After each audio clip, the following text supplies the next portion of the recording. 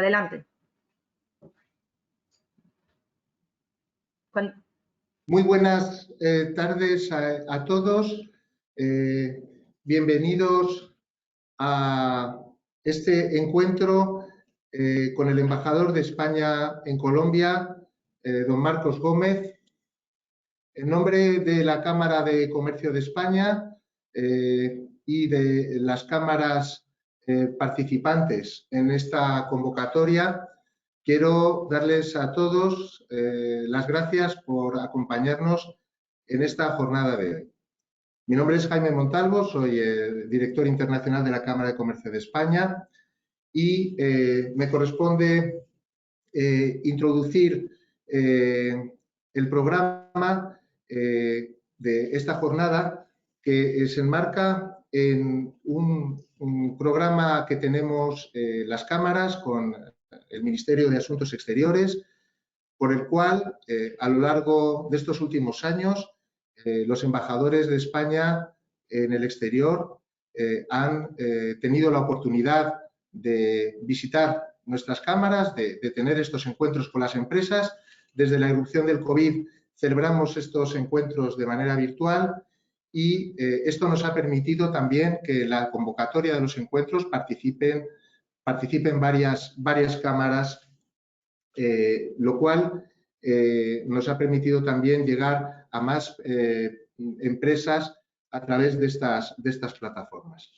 Bien, hoy tenemos el honor y el privilegio de contar con un invitado de excepción, nuestro embajador en Colombia, y vamos a proceder a una sesión en la que quisiera dar a continuación la palabra a la Cámara de Comercio de Valencia, que nos brinda la plataforma, que actúa de anfitrión, no sin antes agradecer a las cámaras también de Almería, Mallorca, Murcia, Reus, Sevilla y Valls la convocatoria para que todos ustedes pudieran estar hoy con nosotros. Y en particular agradecer al presidente de la Cámara de Almería, don Jerónimo Parra, al presidente de la Cámara de Comercio de Valls, don Josep María Rovira, y aparte de, por supuesto, nuestro anfitrión, el presidente Morata, el presidente de la Cámara de Comercio de Sevilla, presidente Francisco Herrero, que es además el presidente de la Asociación Iberoamericana de Cámaras de Comercio, AICO.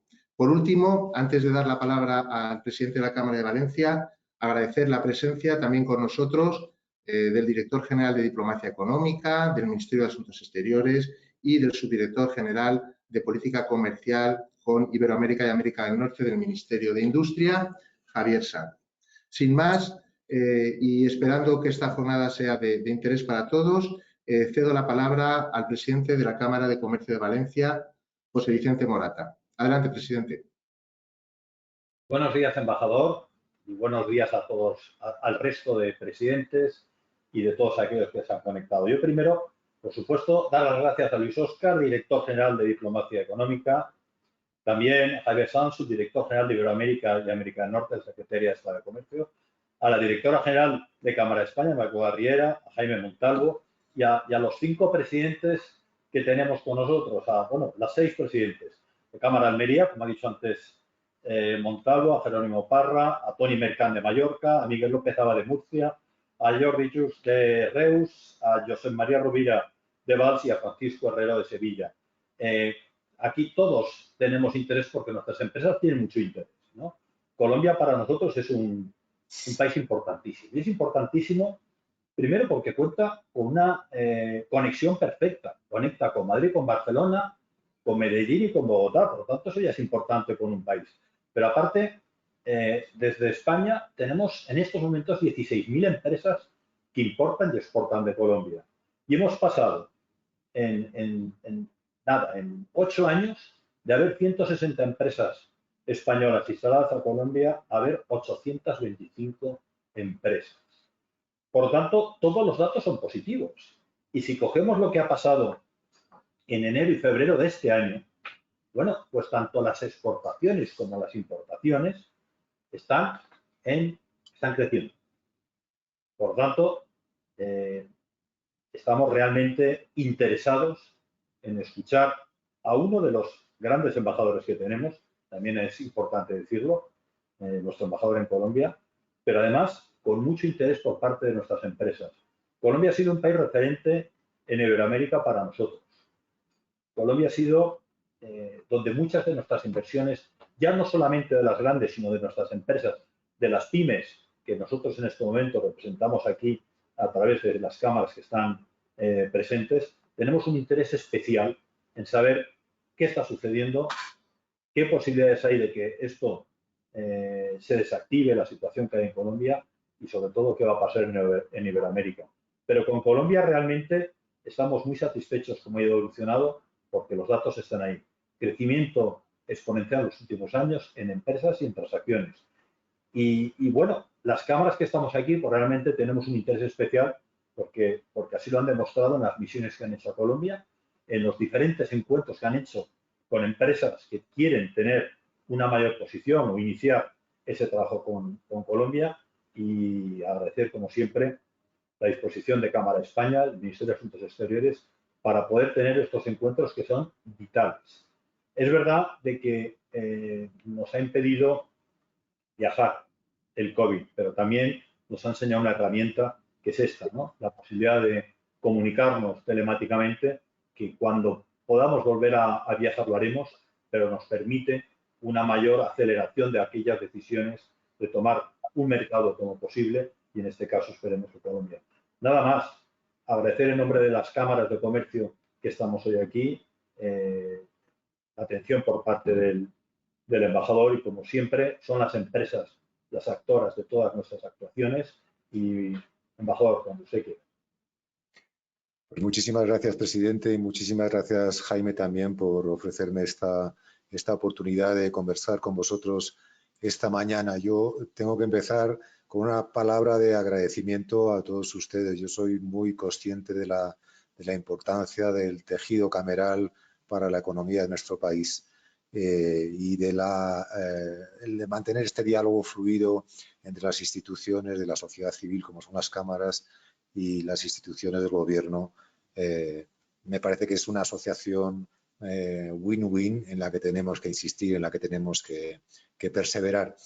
Antes de empezar, de todas maneras, a contarles un poco cómo veo la situación, sí que queria enviar una salutació molt especial a la gent de la meva terra, de Mallorca, que estigui connectada a través de la càmera de Mallorca. Una abraçada molt forta y molt especial desde Colombia. Bien, no voy a extenderme mucho en mi exposición. He pensado que podría tener cierto interés plantearla en tres partes. En una primera parte les hablaré en términos generales, pero también muy básicos de lo que supone Colombia. Ya el presidente se ha referido a ello. En un segundo momento les hablaré del impacto del COVID, que es una cosa de año y medio, el impacto del COVID sobre la realidad económica y política del país. Y en el tercer momento, pues me referiré un poco más a lo que se está viviendo desde el 28 de abril y cuáles son los escenarios que pienso que son más posibles para la evolución de la situación. Bueno, en cuanto a la primera parte, que es Colombia, yo no sé si han tenido ustedes ocasión de ojear la documentación que hemos preparado en colaboración con la Cámara de España. Pues es un dossier que yo les animo a leer, no es que sea propaganda ilegítima, en el que se recogen algunos datos básicos de la relación bilateral y de la situación del país. Pero yo les invitaría a que empezasen por la última página de ese dossier. Esa última página incluye un mapa físico de Colombia. Y hay que darse cuenta de lo que es el país viendo detalladamente el mapa. Bueno, es un país que está en en el extremo norte de América del Sur, 1 millón de kilómetros cuadrados, un poco más, el doble de superficie de extensión que España, 51 millones de habitantes, población similar, un poquito mayor que la nuestra, y una combinación de todos los elementos que configuran la cultura latinoamericana, una auténtica convergencia de paisajes, de culturas, de razas, que hacen del país una especie de compendio de América Latina.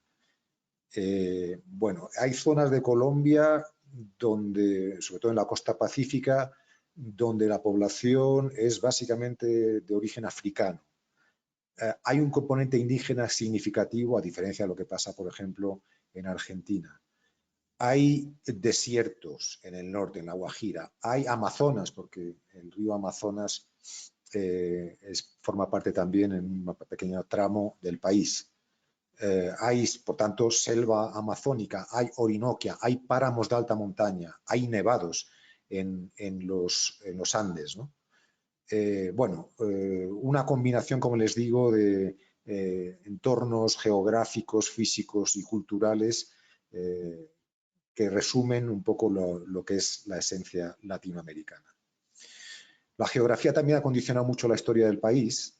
Si se fijan en este mapa que hemos incluido en el dossier, los Andes se bifurcan en 3 ramas paralelas y hacen que las comunicaciones en el interior de Colombia sean sumamente complejas. Eso ha generado un cierto déficit de estructuración del Estado. Todavía hay zonas de Colombia donde no hay carreteras asfaltadas. No se puede llegar a buena parte del Chocó, uno de los departamentos del Pacífico, donde no hay carretera asfaltada. Entonces se sigue comunicando la población en estas zonas como se hacía en tiempos de la colonia, básicamente a través de los ríos. Y esto me lleva a una característica que yo creo que es quizá lo más notable del país, que es su diversidad, su disparidad, su desigualdad en términos negativos, ¿no? La diversidad es un valor positivo y la valoramos y la fomentamos, pero la desigualdad es un lastre que está pesando mucho sobre el desarrollo del país desde hace ya, de hecho, siglos, ¿no? Pese a esta desigualdad de base, Colombia es una república con una solidez institucional muy notable. Bogotá fue cabeza del virreinato de la Nueva Granada. Y las instituciones de la corona que aquí se establecieron han tenido su sucesión en unas instituciones republicanas que han permitido un juego democrático de gestión de la cosa pública prolongado y bastante estable. Aquí hay partidos que tienen tradición más que centenaria y que han estado implicados en las tareas de gobierno del país. El legislativo es sólido, el ejecutivo funciona bien, el judicial es prestigioso. Eso da un marco general que ha propiciado, entre otras cosas, un manejo bastante estable de la economía, un manejo prudente de las grandes cifras. Colombia nunca ha suspendido pagos a lo largo de sus 200 años de historia. No ha habido nunca episodios de hiperinflación. Por tanto, ha sido siempre un destino atractivo para la inversión extranjera. Y eso ha sido así, pese a que esa desigualdad de fondo de la que se hablaba ha lastrado en parte el país y ha tenido manifestaciones, digamos, conflictivas y problemáticas, sobre todo a través de unas guerras civiles, digamos, de baja intensidad que protagonizaron diversas guerrillas. Algunas de estas guerrillas siguen activas, por ejemplo, el ELN, el Ejército de Liberación Nacional. Pero la principal guerrilla, la de las FARC, se desmovilizó en el 2016, después de estar 50 años combatiendo al Estado, con lo cual se abrió un periodo de mayor, digamos, paz y tranquilidad que ha sido obviamente muy positivo. Pero lo que quiero decir con esto es que pese a esa desigualdad estructural, pese a que esa desigualdad estructural ha tenido manifestaciones conflictivas. Pese a todo ello, el país ha funcionado bien, razonablemente desde el punto de vista de la economía y de la institucionalidad. Fruto de ese buen manejo son las cifras a las que se refería el presidente de la Cámara de Valencia de la presencia de empresas españolas aquí. Están todas las grandes, pero también están muchas de las pequeñas y medianas empresas españolas que han visto en Colombia buenas oportunidades de negocio. El stock total de inversión española en el país es de 23.000 millones de dólares, unos 20.000 millones de euros. Tenemos una implicación muy grande, muy grande. Son, ya digo, empresas grandes, pero también empresas pequeñas y medianas, generando aproximadamente unos 50.000 empleos directos, unos 850.000 indirectos y aportando una cifra considerable al PIB colombiano. Eso en cuanto a la inversión, pero también se podría hablar del comercio. El comercio no es por su volumen gigantesco, pero sí es significativo. España es para Colombia el 9º mercado y somos nosotros el 9º proveedor del país, en un intercambio algo desequilibrado a favor de España.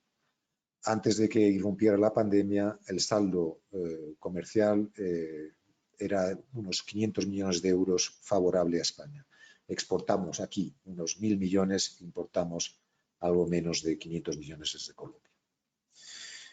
El país estable, relativamente próspero, crecimiento sostenido durante 20 años y de nivel de renta media. Ese crecimiento no ha permitido acabar con las desigualdades, pero sí ha llevado a una renta per cápita del orden de los $6.000. Eso sí, con como digo, un índice de Gini, un coeficiente de desigualdad muy elevado. Bien, esta es la realidad de base atractiva, a la que voy a añadir un elemento más, que es la calidad del capital humano.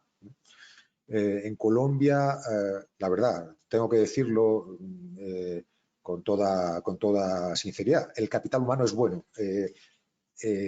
Los profesionales están bien preparados. Nuestras empresas, incluso las mayores, que han hecho aquí grandes inversiones, típicamente envían equipos expatriados para lanzarse, pero luego enseguida encuentran talento local para desarrollar sus operaciones, ¿no?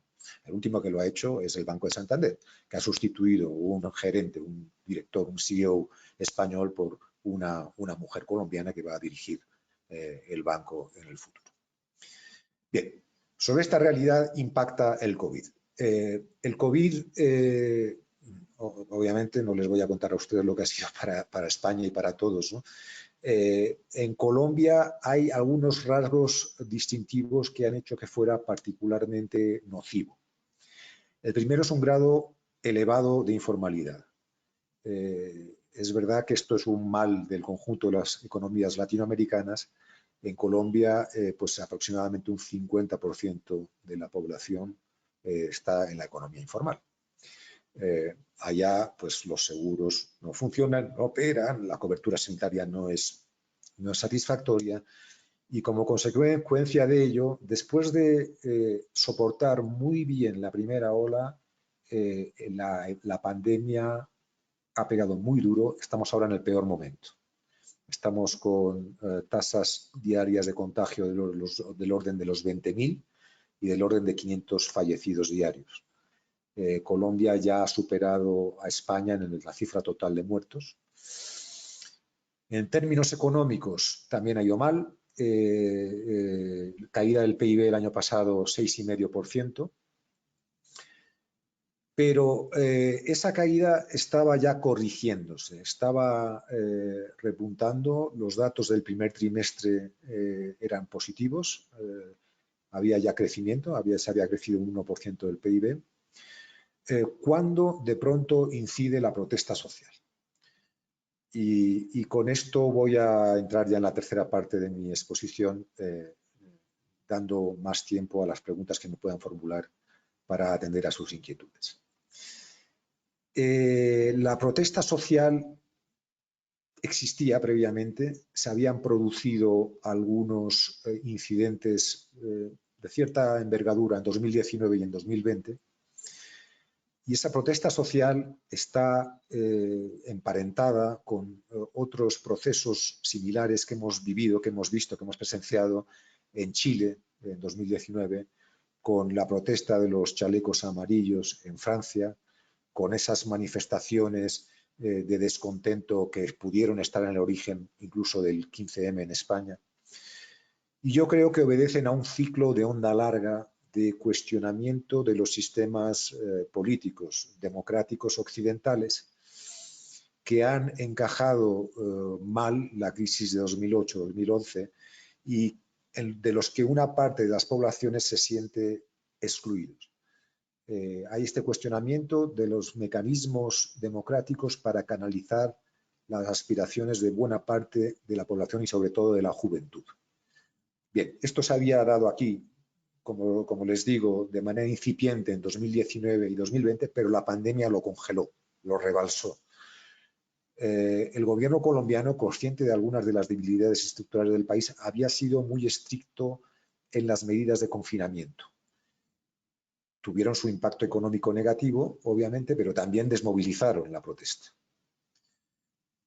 Con el impacto acumulado de los meses de confinamiento, con la protesta un poco, digamos, suprimida por las regulaciones de limitación de libertad de movimiento y desplazamiento, se ha ido generando un malestar en ebullición que ha estallado el día 28 de abril. Ese 28 de abril se había convocado un paro nacional con el motivo de protestar contra una reforma fiscal que estaba presentando el gobierno. La reforma fiscal, desde un punto de vista técnico, no era muy objetable, porque uno de los problemas básicos del país es que recauda muy poco. Colombia tiene un ingreso público sobre PIB de solo el 19%. Dense cuenta de que Colombia es un país de la OCDE, la media OCDE es 33%. Yo no voy a hablar de nuestro país, que todos pagamos impuestos y sabemos que contribuimos un 41% de PIB a través de nuestros impuestos. Bueno, la media OCDE es el 33%.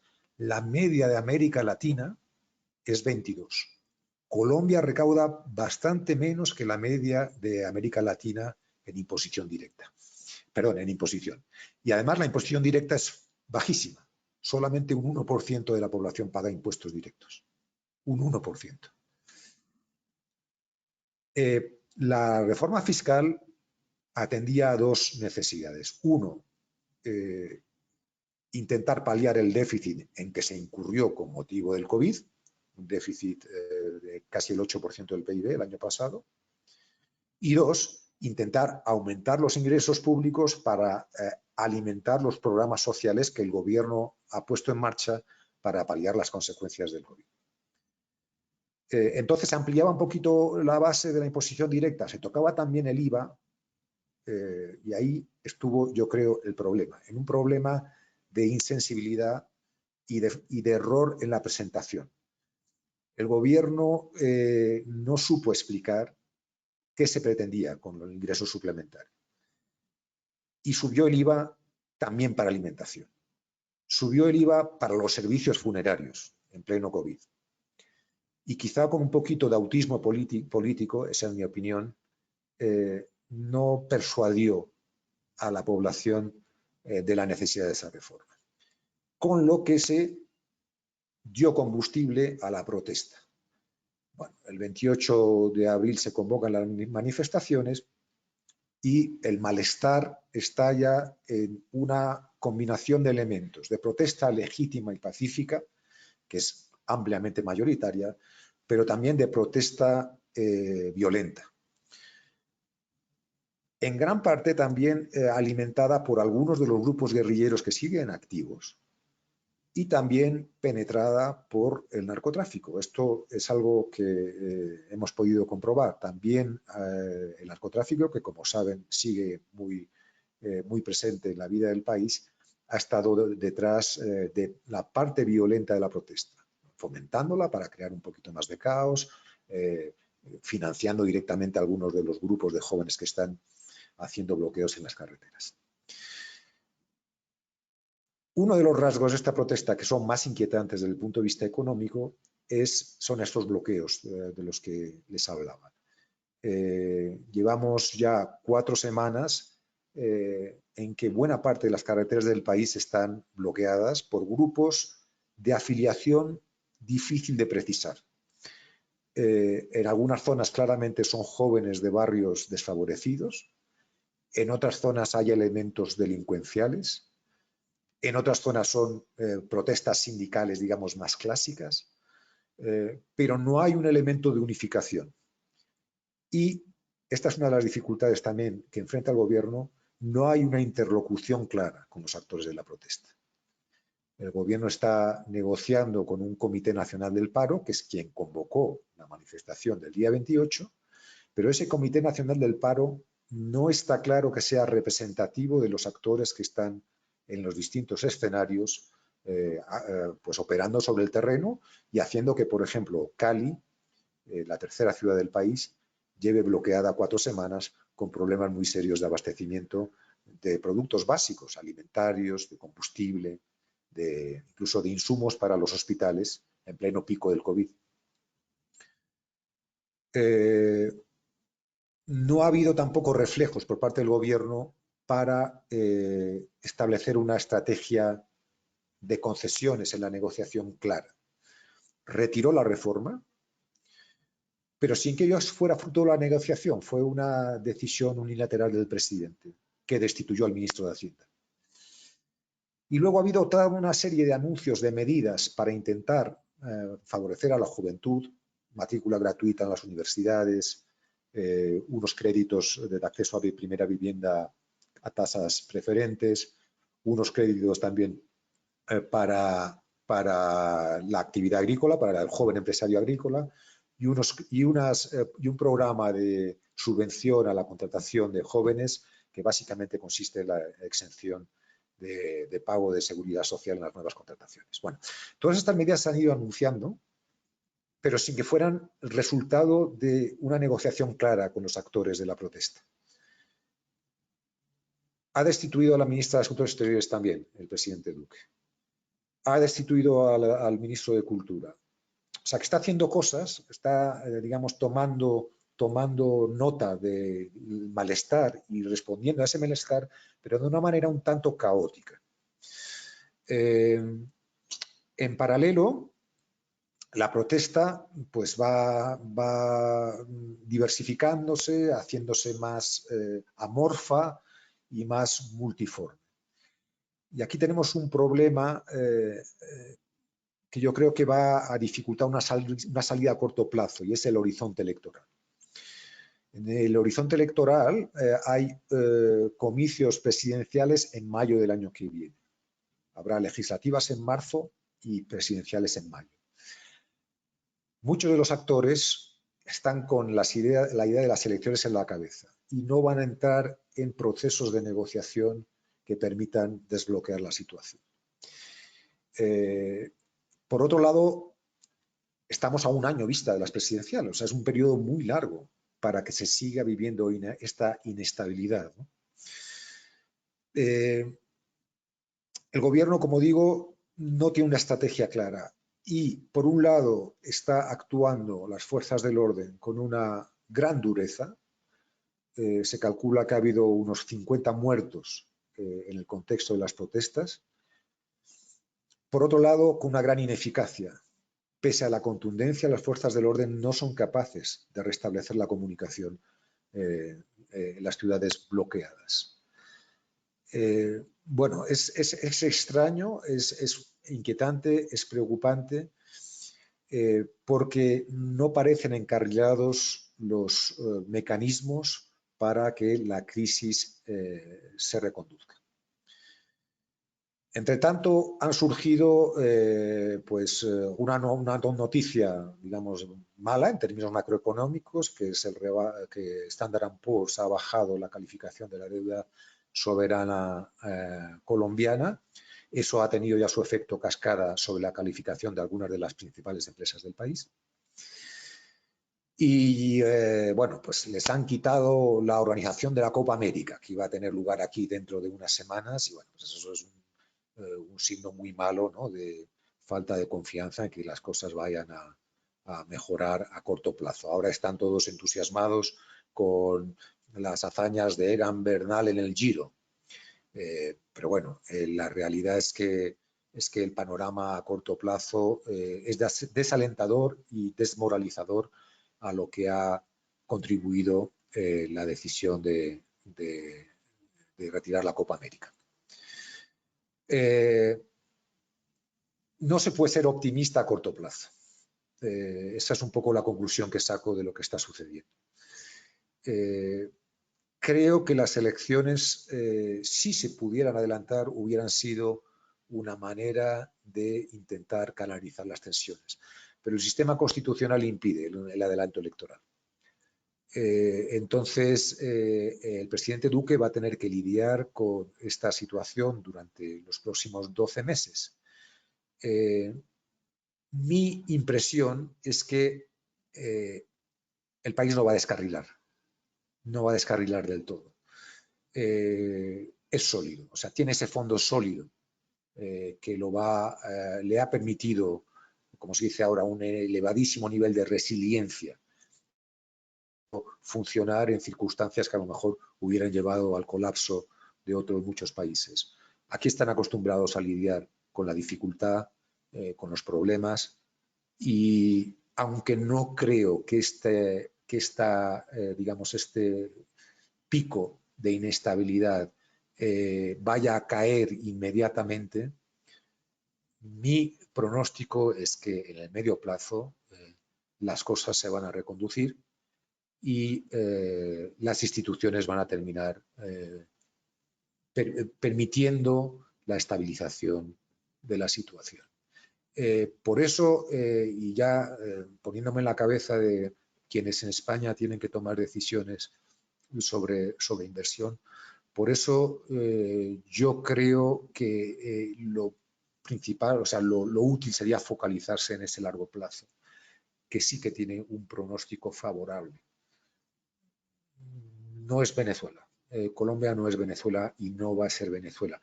Tienen el contraejemplo al lado. Tienen una relación como buenos vecinos, una mala relación. Venezuela y Colombia, que saben que formaron parte del mismo país en el momento de la independencia, de la Gran Colombia.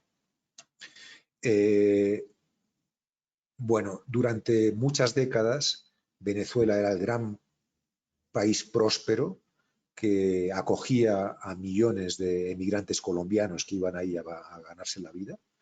Y eso ha sido así hasta hace muy poco. Y como lo que ha pasado en los últimos 20 años en Venezuela, las tornas han cambiado. Ahora mismo Colombia acoge a casi 2 millones de desplazados venezolanos que llegan aquí en un estado de destitución lamentable, a los que uno ve en las calles de Bogotá pidiendo. Y el contraejemplo de Venezuela va a jugar mucho, yo creo, en cómo termine de configurarse la salida a la actual crisis. Bueno, no me voy a extender más, no sé si me he pasado del tiempo que tenía asignado. Sí quiero decirles que estamos a su disposición. Las embajadas estamos a su servicio, al servicio de toda la comunidad española, en particular de sus empresarios. Tenemos aquí un equipo muy bueno, con una oficina comercial estupenda y bueno, les vamos a intentar orientar, asesorar en cualquier duda que puedan despejar y que yo no sea capaz de responder en el tiempo que nos resta para esta sesión. Muchísimas gracias.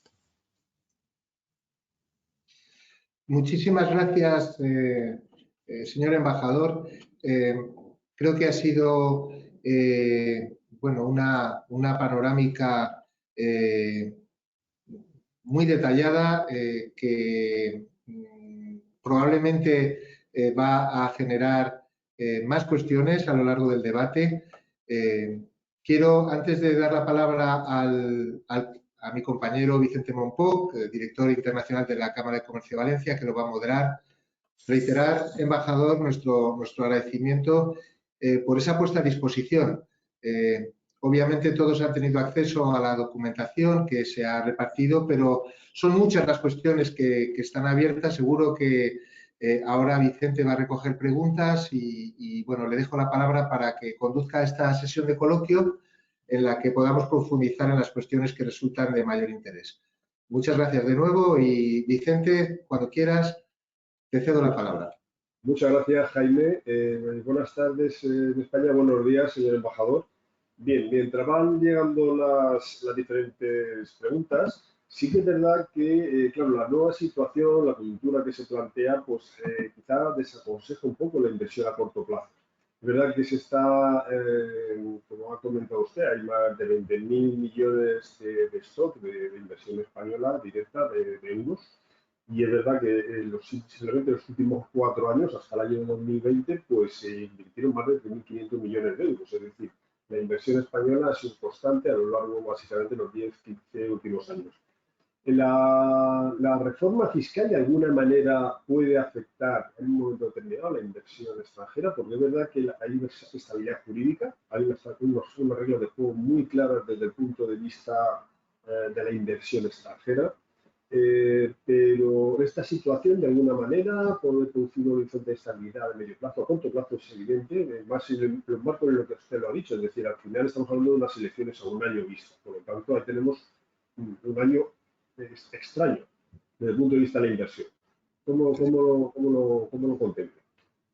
Sí, así es. Yo creo, vamos, coincido contigo, Vicente, el año va a ser extraño. La reforma fiscal se tiene que hacer, sí o sí, porque con el nivel de ingreso sobre PIB que les he descrito, está claro que el Estado va a necesitar pues, encontrar fuentes adicionales de financiación. Parten, como creo que, bueno, como sabrán ustedes, porque lo habrán visto en la documentación, parten de un cuadro macroeconómico que no es desfavorable, porque la deuda pública ha subido, pero está en el 65% del PIB. ¿Quién la pillara, no? Ese nivel de deuda pública. Una gran envidia la vemos desde España. Claro que los contextos son diferentes y eso es lo que a nosotros nos permite a lo mejor soportar otros niveles. Bueno, total, que la reforma fiscal tiene que proceder, tiene que salir adelante. Necesariamente va a tener perfiles distintos de los que se plantearon con la que fracasó a raíz de las protestas del 28 de abril. Yo creo que se va a ir por la vía de aumentar sobre todo la imposición directa, que es bajísima. Hay cierto margen de recorte también en el gasto público en algunas de las instituciones del Estado, pero ahí yo creo que no hay mucho espacio. Porque uno de los problemas de los que les hablaba cuando les describía la diversidad geográfica del país, las dificultades de las comunicaciones, es que el Estado no tiene presencia en buena parte de Colombia. No tiene presencia física, no hay apenas colegios, no hay jueces, no hay policías en buena parte de la fachada pacífica de Colombia. Por tanto, no creo que haya mucha grasa, digamos, que recortar en cuanto a gastos del Estado. Ingresos, yo creo que van a ir sobre todo por la vía de la imposición indirecta. Las empresas aquí se nos quejan de que tienen una carga fiscal excesiva en términos generales, nuestras empresas, pero eso no les impide hacer buenos negocios. Yo creo que el nivel de satisfacción es notable.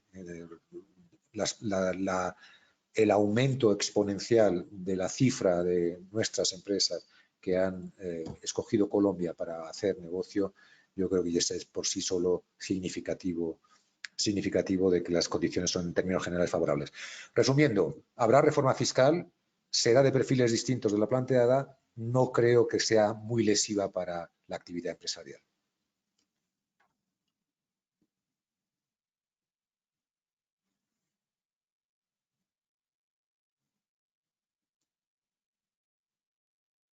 Las inversiones empresariales, el sector de infraestructuras, hospitalaria, de carreteras, etcétera, ¿considera usted que a medio plazo se va a mantener? Es decir, evidentemente estamos en un año raro, pero se van a mantener probablemente porque es una necesidad. Evidentemente tienen carencias de infraestructuras en carreteras, en puertos, en redes de todo tipo, saneamiento. ¿Cómo lo ve el panorama a medio plazo una vez que se haya reestructurado en este país tan resiliente? Sí. Sí, yo creo que sí, los programas de infraestructura se van a mantener. Es algo de lo que estoy seguro, en lo que estoy seguro que no va a haber sacrificios, porque como bien dices, es una necesidad patente, ¿no? Sorprende ver una ciudad tan sofisticada, tan moderna como Bogotá, pues con las calles, los problemas de baches que tienen, ¿no? Bogotá todavía no tiene metro.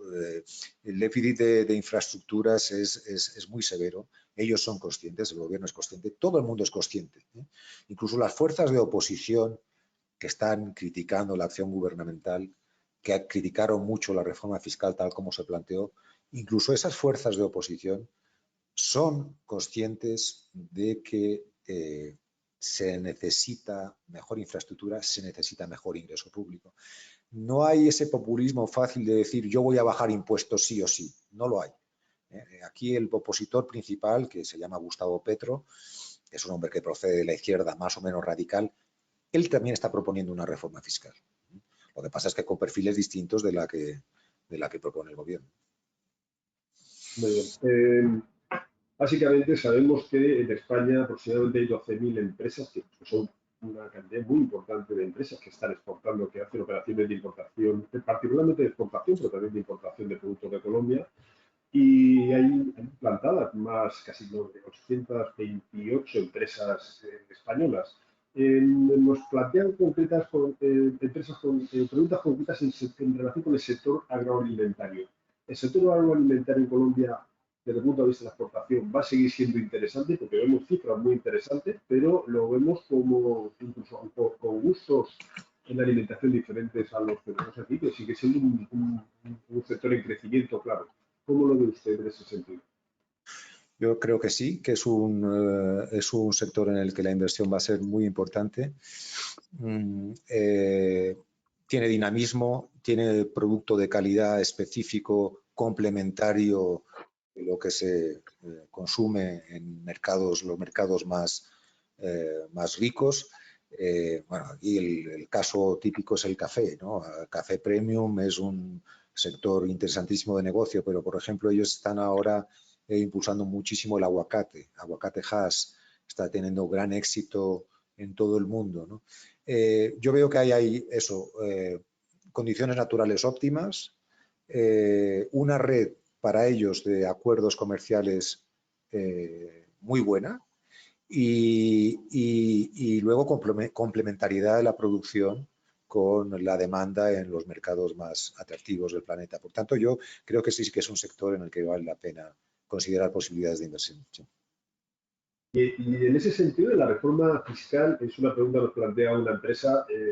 ¿Usted considera que la reforma fiscal podría en un momento determinado afectar a los aranceles, a una posible subida de aranceles? No lo descarto porque tienen tienen una estructura fiscal un poquito primaria, es verdad, ¿no? O sea, el grueso del ingreso público viene de regalías por la explotación de hidrocarburos y otros insumos de la minería. O sea, son regalías y luego muchos son tasas de importación, ¿no? No descarto que tengan la tentación de elevar aranceles, no lo descarto. Lo que pasa es que está inserto Colombia como decía, en un tejido de acuerdos comerciales que les va a condicionar también el margen de maniobra allá, ¿no? No creo, o sea, parte también de la retórica de la protesta, ¿no? Bueno, empezó con la reforma fiscal, pero luego ya ha ido a la reforma de la sanidad, ya ha ido a los acuerdos de paz, en fin, han ido diversificando su reivindicación. Y parte de esa retórica que está alimentando la protesta también es proteccionista. Es proteccionista, ¿no? Entonces están empezando a decir, no, hay que priorizar, favorecer la producción nacional. Pero eso supondría un giro en lo que es la orientación tradicional del país, que es un país muy abierto y muy insertado en los mercados internacionales. No creo que vayan mucho por esa vía. Está por ver, pero no lo creo. ¿Considera usted que en ese sentido, por ejemplo, todo lo que la alianza con el Pacífico, que al final es una red de acuerdo muy interesante desde el punto de vista del libre comercio, va a seguir manteniendo, la filosofía de Colombia va a seguir siendo en ese sentido, ¿no? Para que se hagan una idea, esto es más en ese sentido, ¿no? Digamos como inclinación, es más Chile que Perú, para que entiendan un poco los parámetros en los que nos movemos, ¿no? Son más abiertos, menos proteccionistas. O sea, esto está un poco en el carácter, en la orientación, digamos, de la nación, ¿no? Si hay otra empresa que sigue con la inquietud de si considera que en un momento determinado, por ejemplo, la maquinaria agrícola podría estar afectada por la posible reforma fiscal. ¿Tú cómo lo ves? ¿Sería posible? No lo sé, no lo creo. O sea, todo lo que sea insumo para la producción nacional no lo van a penalizar. No lo van a penalizar, vamos, creo yo, en todos los márgenes de incertidumbre que manejamos. Bueno, les ha inquietado mucho la rebaja en la calificación de Standard & Poor's, ¿no? Entonces, ellos son conscientes de que eso, pues, a largo plazo tiene consecuencias muy negativas y no creo que hagan nada que vaya a alimentar esa tendencia, ¿no? Creo que técnicamente no se puede decir que hayan perdido el grado de inversión, ¿no? Porque creo que tienen que ser varias las calificadoras las que rebajen, ¿no? Y solamente lo ha hecho uno hasta ahora. Pero son conscientes de que están, entre comillas, jugando con fuego y creo que actuarán con prudencia, sobre todo buscando recursos en la imposición directa aquí a las capas más favorecidas, ¿no? Nosotros hemos detectado que como sectores de oportunidad, que entendemos que van a seguir manteniéndose, pues evidentemente en el caso valenciano serían las empresas de automoción, pero también vemos la industria química, todo lo que son las infraestructuras, obviamente, obra pública y construcción, las actividades turísticas, evidentemente no es el momento, pero las actividades turísticas es un país para la inversión, para las actividades turísticas en general, que en un momento determinado también para el canal Oreca, etcétera, etcétera, a medio plazo, no a corto plazo, a medio plazo. Sí, sin duda. Cuando estuvo aquí la ministra de Asuntos Exteriores en febrero, nuestra ministra de Asuntos Exteriores, hubo una reunión con nuestras empresas, como es lógico, las más grandes de las que están aquí. Tuvimos también una cena con el presidente Duque en el Palacio, en la Casa de Nariño, en el Palacio Presidencial. El presidente Duque, entre los sectores específicamente que específicamente mencionó, para alentar la inversión española, se refirió al turismo. Él nos decía, bueno, ustedes, las empresas españolas, han hecho maravillas en la República Dominicana o en Cuba incluso. Yo aquí les quiero proponer que miren el Golfo de Morrosquillo. El Golfo de Morrosquillo es una zona del Caribe, relativamente cerca de Cartagena de Indias, reúne todas las condiciones para un desarrollo turístico de primer nivel, en términos de paisaje, de playa, de mar, de sol. Y la cercanía de Cartagena le da además un plus de turismo cultural.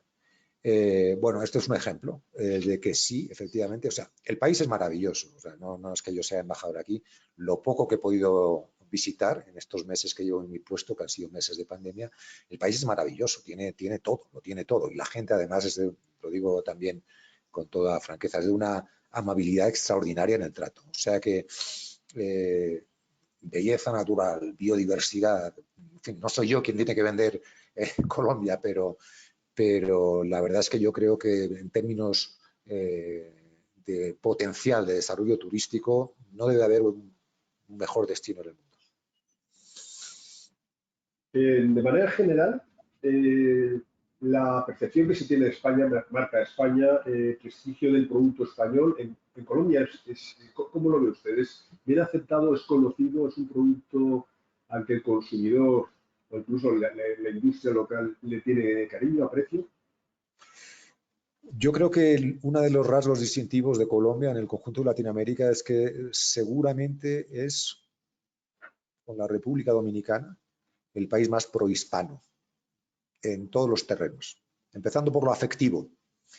Les gusta España, o sea, les gusta España, ellos la raíz hispánica no la rechazan como pasa en algunos otros países de la región. Esto tiene mucho que ver con la formación de las élites que en gran parte han estado estudiando en nuestras universidades, ¿no? Y tiene que ver con otra realidad humana a la que no nos hemos referido todavía, pero que es fundamental, y es que hay más de 500.000 de colombianos viviendo en España. más de medio millón de colombianos registrados viviendo en España. De los no registrados creemos que puede haber otros cientos de miles más. De esos, más de la mitad son ya dobles nacionales. O sea que la calidad, digamos, del intercambio, la calidad y la cantidad del intercambio humano no tiene parangón. En tiempos prepandemia,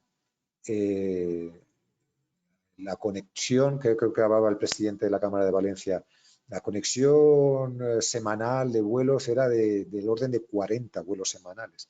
Y no es solamente, como decía el Bogotá a Medellín, también es Cali, también es Cartagena en temporada, ¿no? Y es Valencia, perdón, es Barcelona, es Madrid. O sea que, digamos que la predisposición hacia lo hispano es muy favorable. También respecto a los productos españoles, de los que hay una demanda de consumo, ¿no? Fíjense que hay incluso, a título anecdótico, ¿no? Bueno, la plaza de toros de Bogotá está cerrada porque la alcaldesa es de un partido animalista, se cerró y de momento con la pandemia no se ha vuelto a ir. Pero hay una feria súper activa de toros en Manizales. Bueno, César Rincón, ¿qué le voy a decir? ¿No? A los que sean taurinos, que yo no lo soy. Pero esto es solo lo anecdótico para decirles que por detrás de eso hay una afinidad y un afecto que yo creo que también es un activo comercial susceptible de ser explotado. Por supuesto. Muy bien, embajador, pues por parte de las empresas, pues en principio estos son los temas que han planteado, las preguntas que han planteado y que usted ha respondido, pues evidentemente con muchísima claridad y solvencia. Yo por mi parte sí que es verdad pasarle un poco la palabra a Jaime para cerrar un poco este coloquio, debate. Y muchísimas gracias, embajador, por la posición y por la claridad de la respuesta. La verdad que en un momento realmente complejo, particularmente complejo en estas semanas, ¿no? Muchísimas gracias, embajador. Gracias. Bueno, pues muchas gracias, Vicente. Gracias de nuevo, embajador. Hoy hemos tenido oportunidad de conocer más de cerca la situación actual de Colombia. Yo creo que es un país de una enorme riqueza, como señalaba el embajador, de un enorme potencial. A través de sus palabras hemos podido apreciar y a través de sus respuestas hemos podido también conocer más de cerca algunos de estos campos de oportunidad. Tenemos una gran presencia en el país, sobre todo a través de la inversión. Comercialmente hay un margen de crecimiento, eso está claro. Y el futuro, a pesar de la complejidad del momento actual, tal como nos lo ha presentado el embajador, pues está lleno de oportunidades. Creo, embajador, que puedo también hacer algún comercial, en nombre vuestro, reiterar, como ya lo habéis hecho en el día de hoy, que la embajada y la oficina comercial, económica y comercial de la embajada están a disposición de las empresas. Nosotros, como cámaras de comercio, estamos trabajando directamente también con vosotros, con la embajada, a través de las muchas actividades que hacemos con Colombia, tanto informativas como cuando podamos recuperar las misiones, que son una parte importante del plan cameral de internacionalización. Sin duda tenemos que seguir apostando por un país que, bueno, pues es un país estable, un país aeroeconómico, un país solvente con seguridad jurídica, un referente en la región y una plataforma para negocios de nuestras empresas, contando con la ayuda, por supuesto, de la embajada y de todos tus colaboradores, embajador. Entonces, quizás pueda añadir poco más. Tenemos una Cámara de Comercio española en Colombia, muy activa, que también está a vuestra disposición, a la de todos, y creo que de este modelo de colaboración público-privado que encarnamos las cámaras de comercio y que es una de las palancas sobre las que se apoyan este tipo de actividades, Bueno, pues sobre esa base podremos construir seguro muchas oportunidades y ayudar a que más empresas que hoy nos acompañan pues puedan tener una presencia mayor. Seguro que contamos con vuestra colaboración y también queremos trasladaros toda la colaboración de las cámaras. Muchas gracias, Valencia. Muchas gracias a las cámaras que han convocado. Ha sido una jornada que ha suscitado un enorme interés y ahora, bueno, pues veremos cómo evoluciona la situación en los próximos meses, pero contamos con una fuente excelente de información, embajador. Sé que nos tendréis al corriente y, por supuesto, pues contamos con todos los servicios camerales para poder acercar a Colombia a nuestras empresas. Muchas gracias a todos de nuevo y por mi parte, pues nada más. Muchas gracias, embajador. Muchas gracias y simplemente decirles que estamos aquí para servirles a todos. Estamos a su disposición. Muchas gracias. Vale, gracias. Buenas tardes a todos. Gracias.